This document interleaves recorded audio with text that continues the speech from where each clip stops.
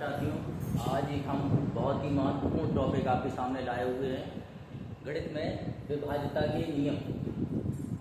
इसमें आप ये देख रहे हैं कि यहाँ पर हमने विभाज्यता के नियम में 2 से विभाज्य, 3 से, 6 से, 4 से, 8 से, 9 से, 5 और 10 से विभाज्य संख्याओं की रूल्स और एग्जाम्पल के बारे में हम लोग चर्चा करेंगे। सबसे पहले हम बात करने वाले हैं 2 से विभाज्य। 2 से विभाज्य संख्याएं कैसे हम लोग चेक करेंगे, उसके लिए जिन संख्याओं के अंत में 0, 2, 4, 6 और 8, जिन संख्याओं के अंत में 0, 2, 4, 6, 8 आता है, वह संख्याएं 2 से विभाज्य होती हैं। फॉर एग्जाम्पल के तौर पर देखिए, हमने यहाँ पर एक संख्या लिखी हुई है 7356। अब यहाँ पर हमें केवल इकाई अंक देखना है। इकाई अंक हमारा 6 हमारे रूप में आ रहा है, ये लिखा हुआ है 6, यानी कि ये वाली संख्या 7356 2 से विभाज्य होगी। अब यहाँ पर ये देखिए 7, 8, 3, 5, 2, 0, यानी कि हम इसमें इकाई का अंक देखें 0 है। 0 2 से विभाज्यता के नियम में 0 भी लिखा है। इकाई के अंक में अगर 0, 2, 4, 6, 8 आता है तो हम लोगों को कुछ कैलकुलेशन नहीं करना है, केवल देखते ही साथ ये डिसाइड कर लेना है कि 2 से विभाज्य है या नहीं। तो ये वाली संख्या भी 2 से विभाज्य है, इसके अंत में 0 आ रहा है, ये भी संख्या 2 से विभाज्य है। इसके बाद आता है हमारा दूसरा नंबर 3 से विभाज्य। 3 से विभाज्य कौन कौन सी संख्याएं होंगी? 3 से विभाज्य वे संख्याएं होती हैं जिनके अंकों का योग 3 से विभाज्य है। वे संख्याएं जिनके अंकों का योग 3 से विभाज्य है, उन संख्याओं को हम 3 से विभाज्य कहते हैं। अब ये परिभाषा तो हमने सीख ली या समझ ली। अब एग्जाम्पल से आप समझने का प्रयास करेंगे। यहाँ पे लिखा है 348। अगर हम इसमें इनका योग करें 3 + 4 + 8, 8, 4, 12, 3, 15, इनका योग आया हमारा 15। 15 में हम 3 का भाग देंगे, 3 × 25 15, यानी कि ये जो इन संख्या के अंकों का योग 15 है, उसमें 3 का भाग देने पर ये पूरी तरह से कट रहा है। इसका मतलब ये पूरी की पूरी संख्या हमारी 3 से विभाज्य है। इसी तरह से यहाँ पर दूसरा एग्जाम्पल लिखा हुआ है 6, 3, 2, 1, 5, 1। अब यहाँ पर एक बात आती है कि अगर संख्या बहुत ज़्यादा बड़ी है तो उनके अंकों का हम योग करेंगे, हो सकता है हमको टाइम लग जाए। तो हम लोग क्या करेंगे, यहाँ पर सीधा सीधा चेक करते हैं, 3 का भाग देने का प्रयास करते हैं। वो अंक जिनमें 3 का भाग जा रहा है, सीधा सीधा उनको काट देंगे। 3 दूनी 6, पूरा कट गया। 3 × 1 = 3। अब हमारे पास केवल 2 1 और 5 1 बचा, इसको हम लोग जोड़ लेंगे। 2 + 1 5 + 1, 2 और 1 3, 3 और 5 8 और 1 9, यानी ये योग इनका 9 आया और 9 3 से कट जाएगा 3 बार, यानी ये संख्या भी हमारी 3 से विभाज्य है। अब यहाँ पर एक बात ध्यान रखनी है कि आप चाहें अगर तो इन सबको जोड़ दें, फिर उसमें 3 का भाग दें, तब भी भाग चला जाएगा। इसको शॉर्ट करने के लिए हमारे जो अंक हैं उनमें हम 3 के, यानी अगर 3 आता है, 6 आता है, 9 आता है, तो उनको आप डायरेक्ट काट दीजिए। हमारे नंबर्स हो जाएंगे शॉर्ट, छोटे हो जाएंगे, तो हम उनको जोड़ेंगे, जल्दी जुड़ जाएंगे, ओरली मौखिक जुड़ जाएंगे और हमारा तुरंत हम 3 से भाग देंगे, डिसाइड कर लेंगे, पता लगा लेंगे कि संख्या 3 से विभाज्य है या नहीं। चलिए, अब आता है हमारा अगला नंबर 6 से विभाज्य। अब यहाँ पर 2 और 3 के बाद 4 लिखना चाहिए, लेकिन हमने यहाँ पर 6 लिखा हुआ है। दोस्तों, बात इतनी सी है कि जो हमारा 6 अंक होता है वो उसकी डिविजिबिलिटी का रूल है, वह संख्या जो 2 से विभाज्य हो और 3 से विभाज्य हो, यानी 2 और 3 दोनों से विभाज्य हो, उसको हम 6 से विभाज्य कहते हैं। इसलिए यहाँ पर 2 की डिविजिबिलिटी हम पढ़ चुके हैं, 3 की डिविजिबिलिटी पढ़ चुके हैं। अब इन दोनों रूल्स को इन नंबर्स पे अप्लाई करना है। सबसे पहले हम क्या करेंगे, 2 की विभाज्यता देखेंगे। लास्ट अंक हमने देखा यहाँ पर 6 लिखा हुआ है और 6 हम जानते हैं 2 से विभाज्य है। अब हमें इस पूरे अंक का, जो हमारी पूरी संख्या है, उनके अंकों का योग करके ये चेक करना है कि क्या इनका योग 3 से विभाज्य है या नहीं।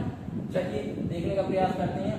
यहाँ पर लिखा हुआ है, यहीं पर लिख देते हैं, 1 + 2 1 + 2 + 5 + 6 + 1 + 6। अभी हम 3 की विभाज्यता का नियम जब पढ़ रहे थे तो हमने ये कहा था आपसे कि अगर हमारे पास जो हमारी संख्या उसमें जो अंक है उसमें अगर कोई अंक 3 है या 6 है या 9 है तो उनको हम डायरेक्ट काट देंगे। तो अब हम यहाँ पर क्या करेंगे, 6 को कट कर देंगे और इस 6 को कट कर देंगे, तो यहाँ पर थोड़ा सा हमारा शॉर्ट हो जाएगा 5, ठीक है। 1 + 2 + 5 + 1, यानी कि 1 और 2 3 और 3 और 5 8 और 1 9, और 9 में हम क्या करेंगे, 3 का भाग देंगे तो कट ही जाएगा, 3 3 का 9। तो अब ये हमारी संख्या जो है वो 3 से विभाज्य हो गई, और लास्ट अंक इकाई का अंक 6 है तो वो 2 से विभाज्य है, तो कुल मिलाकर ये पूरी संख्या 6 से विभाज्य कहलाएगी। इसी तरह से इसका एक एग्जाम्पल ये लिखा हुआ है, ये आप चाहें आप स्वयं कर सकते हैं, लेकिन इसमें ज़्यादा मसला नहीं है, केवल एक बार देख के ही आप लगा सकते हैं। सबसे पहले तो इकाई का अंक 8 है, 8 का मतलब हमारा 2 से विभाज्य हो जाएगा। फिर इसमें क्या करना है, इनको सबको जोड़ना है, तो 6 काट दीजिएगा, 3 काट दीजिए, बाकी अंकों को जोड़ दीजिएगा और उसके बाद उसका योग आएगा, उसमें 3 से विभाज्य करेंगे तो वो कट जाएगा, तो ये संख्या भी क्या हो जाएगी, 3 से विभाज्य। अब हमारे पास अगला अंक है 4 से विभाज्य। बहुत ही सिंपल इसका रूल है, वे संख्याएं जिनके अंतिम 2 अंक में 4 का भाग जाता है, या अंतिम 2 अंक में 4 का भाग जाता है, वे संख्याएं 4 से विभाज्य होती हैं। अब यहाँ पर एक बात हमें ध्यान रखनी है कि हमें लास्ट के 2 अंक ही देखने हैं। यहाँ पर लिखा हुआ है 16, यहाँ पर लिखा हुआ है 48। अब इसके आगे हमारे कितने ही अंक लिखे हों, कितनी भी बड़ी संख्या हो, उसका हमारे जहन पर प्रभाव नहीं पड़ना चाहिए, हमें टेंशन नहीं लेना चाहिए कि इतनी बड़ी संख्या हम क्या करेंगे क्या नहीं करेंगे, केवल हमें लास्ट के 2 अंकों को देखना है। ये हमारे हैं 16, और 16 में 4 का भाग देंगे, 4 चौके 16, 4 बार कट जाएगा, 4 चौके 16। अब यहाँ पर लिखा है 48, 48 में 4 का भाग जाएगा, 4 एकम 4, 4 दूनी 8, यानी ये भी कट रहा है। तो आप ये देख रहे हैं इन संख्या में जो लास्ट के 2 अंक है उसमें 4 का भाग जा रहा है, और इस संख्या के लास्ट के 2 अंक है उसमें भी 4 का भाग जा रहा है। तो ये वाली संख्या और ये वाली दोनों ही संख्याएं 4 से विभाज्य है। इसी तरीके से जो 8 से विभाज्यता का रूल है, सेम टू सेम 4 से विभाज्यता के रूल से मिलता हुआ है, बस यहाँ पर हमें अंतिम 2 अंक देखने थे, यहाँ पर हम चेक करेंगे कि अंतिम 3 अंक। अब यहाँ पर अंतिम 3 अंक कौन होगा, 512, यहाँ पर क्या होगा 168। वे संख्याएं जिनके अंतिम 3 अंकों में 8 का भाग जाता है, तो वे संख्याएं 8 से विभाज्य होती हैं।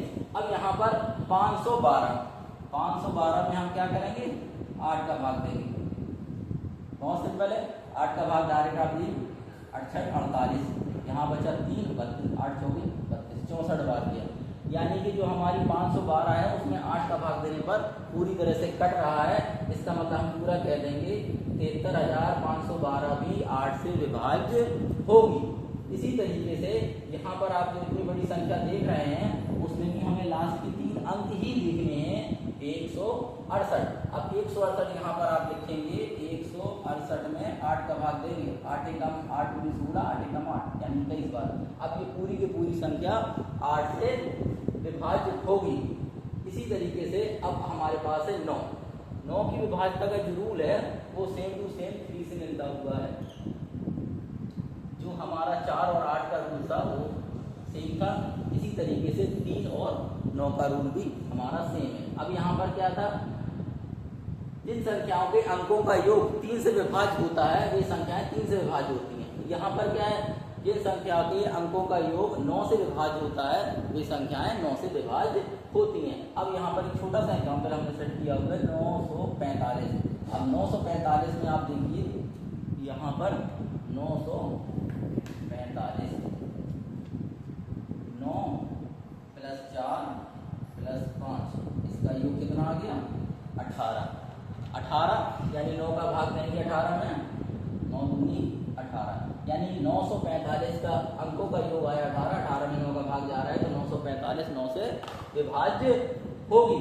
अब एक जो हमने आपका 3 की विभाज्यता में रूल्स बताया था कि हम जो है ऐसे अंक जो है कैलकुलेट नहीं करेंगे, ऐड नहीं करेंगे जो 9 से 3 से डिविजिबल हो। यहाँ पर भी वही रूल लगेगा। यहाँ पर 9 चेक कर लें, अगर कि 9 अगर है उसको कट कर दें, हम केवल यहाँ पर 9 को कट कर देंगे, 9 का डायरेक्ट जा रहा है भाग, 4 और 5 को ऐड कर लेंगे तो ये हो जाएगा 9, और 9 में 9 का भाग जाता है, तो सीधा हमारा जो है पता चल गया कि ये 945 9 से विभाज्य है। इसी तरह से इसमें भी चेक करेंगे। अब इसमें सारे नंबर्स 9 से विभाज्य तो कोई है नहीं, तो अगर आप डायरेक्ट देखना चाहें तो शॉर्ट में करना चाहें तो 2 + 7 ये 9 हो रहा, कट कर दो, 6 8 और 6 और 8 इनको सभी कुछ चाहो तो आप ऐड कर लीजिए, जो शॉर्ट हो रहे हैं उनको कर लीजिए। जैसे 2 और 7 ये कट गए और यहाँ पे 6 और 3 9 ये कट गए। अब हमारे पास कितना बचा हुआ है?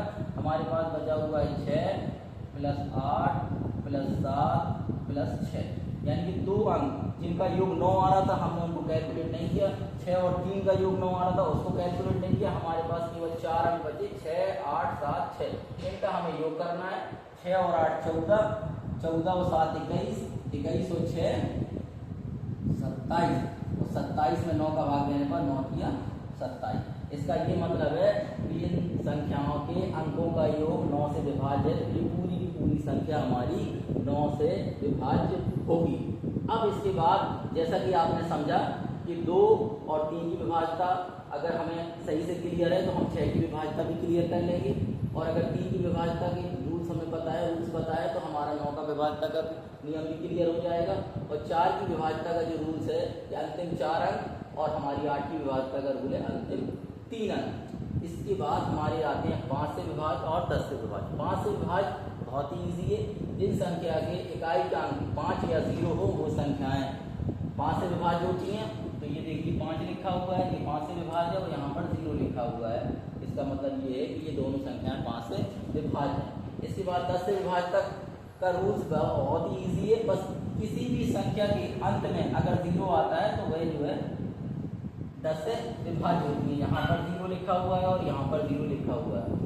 ये रहा आपका 2 3 6 4 8 9 और 5 और 10 की विभाज्यता का रूल। अब आगे देखेंगे।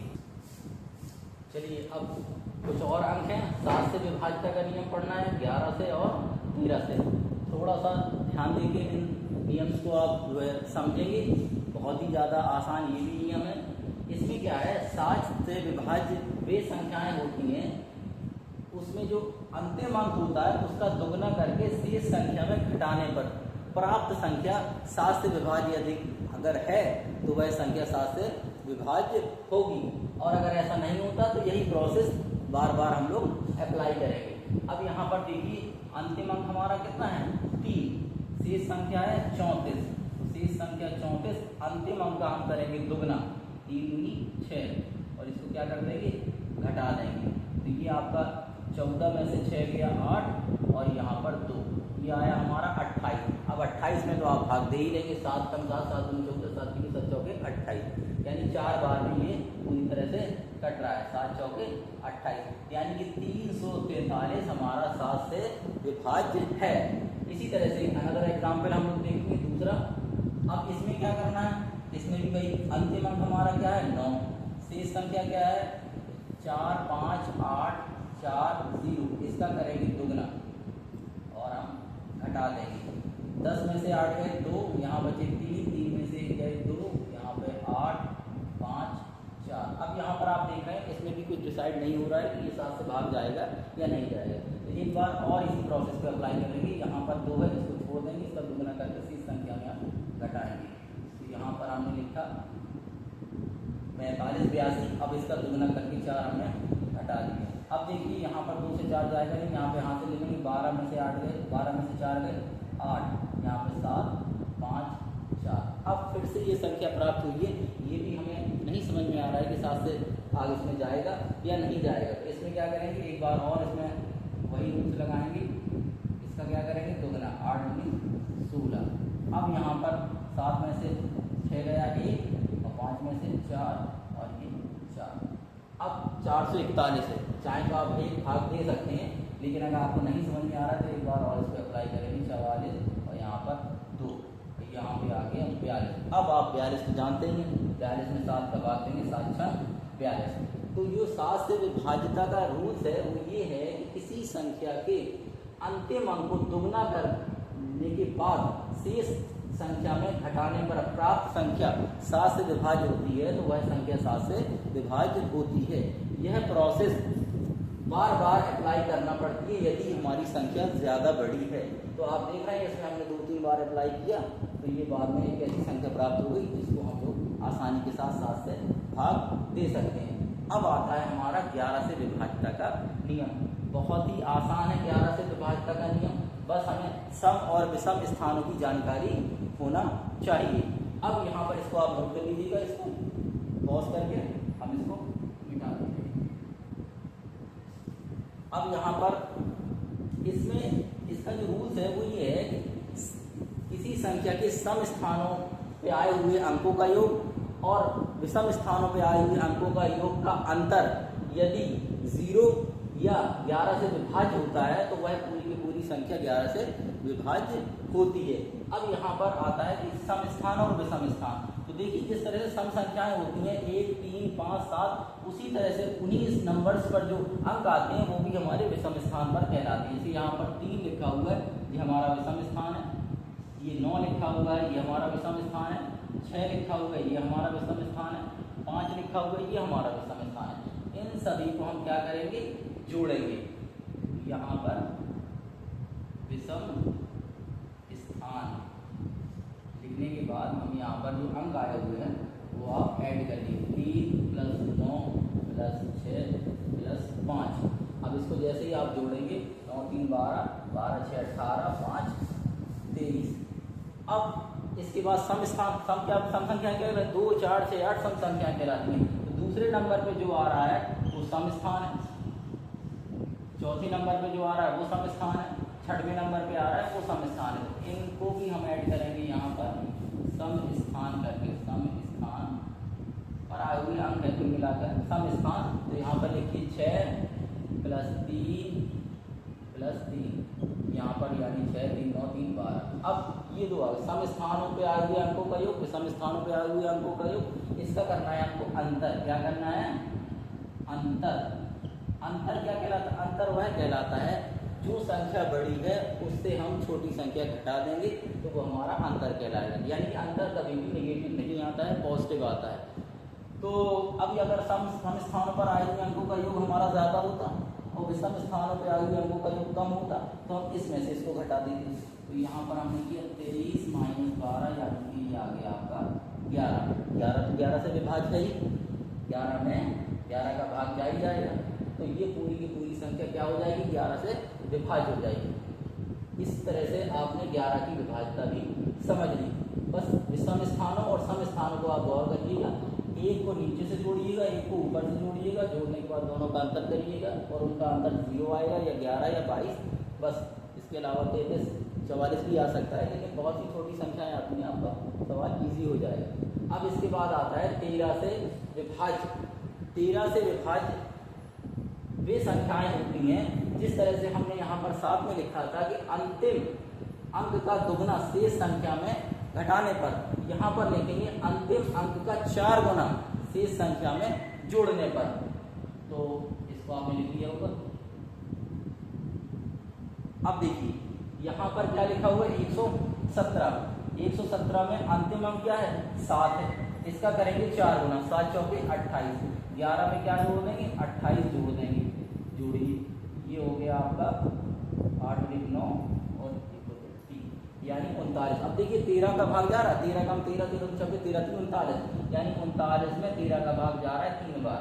तो 117 भी हमारी 13 से विभाज्य है। बहुत ही सिंपल है, बस यहाँ पर आप लोग थोड़ा सा क्लियरिटी रखिएगा अपने कॉन्सेप्ट में। यहाँ पर अंतिम अंक का 2 गुना करके शेष संख्या में घटाने पर, यहाँ पर है अंतिम अंक का 4 गुना करके शेष संख्या में जोड़ने पर। अब इसका एक और एग्जाम्पल देखिए, जैसे यहाँ पर हमने 2 2 6 बार लिख दिया, 2 2 6 बार लिख दिया। अब यहाँ प्रोसेस हम लोग इसको करेंगे। अब आप इसको आप लोग ये मान लीजिए कि यहाँ पर अंतिम अंक कितना है, 2 है। इसका 4 गुना करेंगे, शेष देखिए 5 बार लिख लेंगे। इसका 4 गुना करेंगे, 4 दूनी 8। अब जोड़ दीजिए 10, यहाँ पर हो गया 3, यहाँ पर हो गया 2, फिर 2, अब ये आया आपका 22,230। लेकिन अब लास्ट में 0 है, 0 को आप ब्रेक कर दीजिए, बिल्कुल अलग कर दीजिए। यहाँ पर आप इतना लिखिए 2223। अब इसमें फिर से रूल वही अप्लाई करना है, अंतिम अंक का 4 गुना, 3 चौके 12 और इसमें क्या करना है, जोड़ना है। जोड़ दीजिए 4, यहाँ पर आया 3, यहाँ पर आया 2।